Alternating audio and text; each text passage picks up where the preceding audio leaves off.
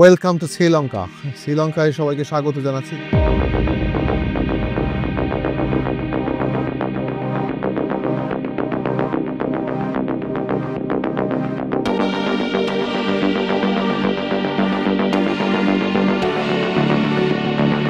যারা ইতিমধ্যে চ্যানেলটি সাবস্ক্রাইব করেছেন তাদের কাছে আবারও কৃতজ্ঞতা প্রকাশ করছি, আর যারা দেখছেন তারাও কৃতজ্ঞতা প্রকাশের সুযোগ দিবেন।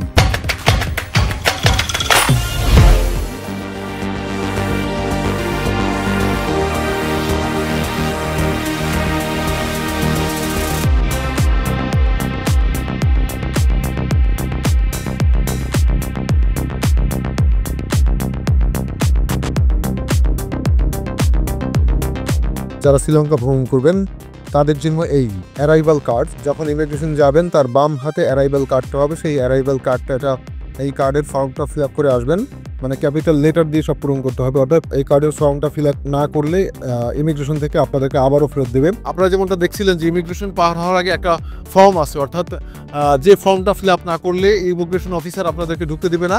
সেজন্য আগেই সব ক্যাপিটাল লেটার দিয়ে ইমিগ্রেশন অফিসারের সামনে সেই কার্ডটা দিয়ে আসবেন। তারপরে কিন্তু ইমিগ্রেশন অফিসার আপনাদেরকে ভেতরে ঢোকার পারমিশন দেবে এবং তারা জিজ্ঞাসা করবে যে কতদিন থাকবেন, কোথায় থাকবেন। মাত্র 4টা থেকে 5টা কোশ্চেন তারা করে, কোথায় কোথায় যাবেন সেই তথ্যগুলো তারা চায়।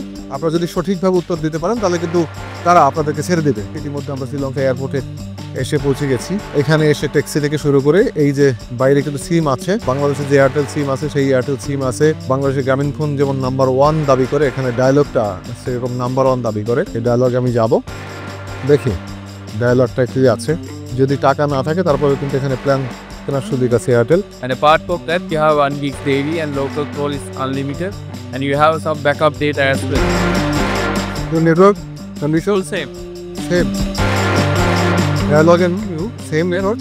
All have a 4G net. এখানে কিন্তু বিভিন্ন প্যাকেজ আছে, সেই প্যাকেজের মধ্যে 20 জিবি। আমরা যেহেতু 3 দিন বা 4 দিন থাকবো, সেক্ষেত্রে আমাদের কিন্তু এই 20 জিবি এনাফ। মাত্র 1400 রুপিয়াতে আমরা কিন্তু 20 জিবি ডাটা সহ আমরা এখানে সিম কিনতে পারবো। শ্রীলঙ্কা নেমে আমরা কিন্তু ইতিমধ্যে সিম কিনে ফেলেছি। সিমের নাম্বার কিন্তু আমরা মেসেজে পেয়ে গেছি। আপনারা কিন্তু এখান থেকে অ্যাক্টিভ করে নেবেন। তবে আপনারা যদি এখান থেকে সিম না কেনেন, পাসপোর্ট দিয়ে যদি সিম না কেনেন, তাহলে কিন্তু আপনারা শহরের মধ্যে গিয়ে কম দামে কিনবেন, কিন্তু আপনারা সেই সিম ব্যবহার করতে পারবেন না, অর্থাৎ অ্যাক্টিভ হবে না। এরা এয়ারপোর্টে কিন্তু এরা অ্যাক্টিভ করে দেয় সিমটা। দেখি ডলার রেট এখানে কত আছে, ডলার ভাঙাবো। কম রেট, সে কারণে কিন্তু এখানে ডলার কম ভাঙাচ্ছি আমরা। 5000 টাকার নোট এটা। তারপর হচ্ছে 1000 টাকার নোট, 1000 টাকার নোট। তারপর হচ্ছে 500 টাকার নোট, 100। আপনারা কিন্তু এখান থেকে কম ডলার ভাঙাবেন। ট্যাক্সি রিজার্ভ করতে যাব। ট্যাক্সি কোঅর্ডিনেটরের সাথে সাথে আমরা যাচ্ছি রিজার্ভেশনের জন্য। This is the taxi counter. কলম্বোতে আমরা দেখছি সিগন্যালটা ব্যবহার করা হচ্ছে। শ্রীলঙ্কা এয়ারপোর্ট থেকে আমরা কলম্বোর উদ্দেশ্যে রওনা দিয়েছি। কলম্বো এখান থেকে প্রায় 32 কিলোমিটার দূরত্ব। এই দূরত্ব যেতে আমাদের খরচ করতে হয়েছে 7500 রুপিয়া। দেউলিয়া দেশেও লাল বাতি সবুজ বাতির সিগন্যাল আছে এবং তারা ফলো করে। আর আমরা হচ্ছে একবার ইউরোপ আমেরিকার চেয়ে নাকি অনেক উন্নত হয়ে গেছে বাংলাদেশ, সেই জন্য সেখানে কোনো সিগন্যাল ফলো করা হয় না।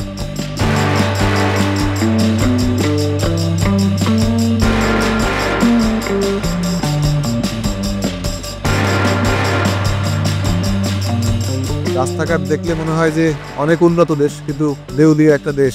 এদের যোগাযোগ ব্যবস্থা, এদের সবকিছু বাংলাদেশের চেয়ে অনেক বেশি উন্নত। দূরে দেখা যাচ্ছে শ্রীলঙ্কার রাজধানী কলম্বো। কলম্বো শহরটা মনে হয় বেশ সুন্দরই হবে। একটা দারুণ ব্রিজ, ব্রিজটাও মনে হচ্ছে যে একটা আইকনিক ব্রিজ।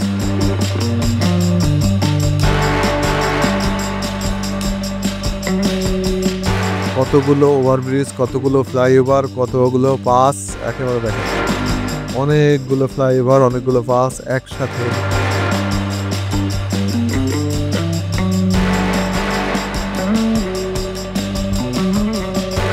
যারা হচ্ছে এই শ্রীলঙ্কা বা কলম্বোতে আসবেন তারা কিন্তু এখানে টাকা ভাঙায় নিয়ে আসবেন। এয়ারপোর্টের ডলার মূল্য পেয়েছি আমরা 317 টাকা 25 পয়সা, কিন্তু এখানে এসে দেখছি 316 টাকা fixed price.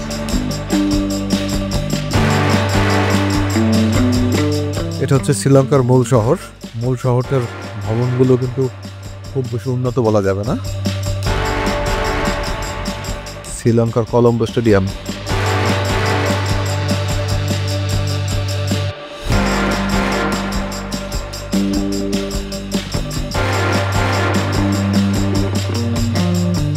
City hotel Colombo 2 আমাদের, সিটি হোটেল।